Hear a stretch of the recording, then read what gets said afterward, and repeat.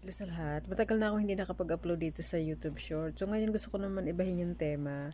Kasi dito sa abroad talagang mahirap ang trabaho. So ang baon ko talaga na Bible verse ay yung Matthew 11:28. Gusto ko mag-share talaga ng Word of God dito. Kasi kailangan talaga ng kapwa ko OFW ang talagang Word of God kasi ang hirap talaga ng trabaho. Itong Matthew 11:28 ang talagang nagrema sa akin. So tamang-tama talaga sa aming mga OFW, lalo na sa akin talagang nagrema talaga tong Bible verse na to, yung lumapit kayo sa akin kayong lahat na napapagal at talagang in-apply ko talaga sa sarili ko, talagang laking tulong talaga. Ayan, maraming salamat. Ayan, hanggang sa susunod. Thank you for watching.